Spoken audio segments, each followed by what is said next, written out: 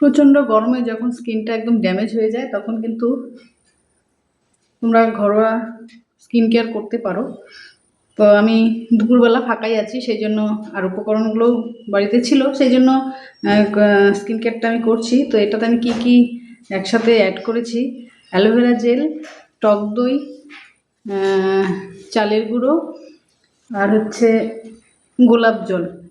ভালো করে মিক্স করে নিয়ে এভাবে হালকা হাতে লাগিয়ে হালকা হালকা করে রাব করব। চালের গুঁড়োটা স্ক্রাবারে কাজ করবে। এমনিতে যেটা আমি ফেস ওয়াশ ইউজ করি সেটা আছে, স্ক্রাবারও আছে, কিন্তু এটা ঘরোয়া যেহেতু টক দইয়ের সাথে এটা দিয়ে এভাবে করবো স্কিনটা একটু, তাহলে একটু কিছুটা হলেও ব্রাইটনেস আসবে। কারণ রোদে ঘেমে না আমাদের স্কিনটা কিন্তু খুব খারাপ হয়ে যায়।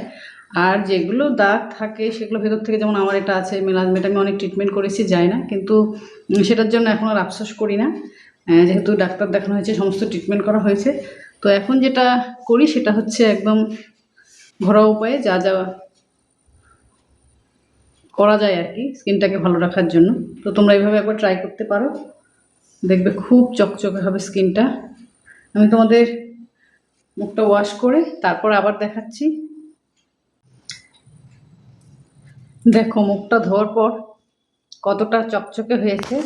তো তোমরা হয়তো ভাববে যে একটা টাওয়াল দিয়ে মুছতে পেলাম না, এই ওড়নাটা দিয়ে মুছছি কেন? কারণ আমি এখন স্নান করব, তার কারণ হচ্ছে দইয়ের প্রচণ্ড গন্ধ আমার ভালো লাগে না, সেই জন্য তোমাদের দেখানোর জন্য আর কি জাস্ট একটু দেখালাম।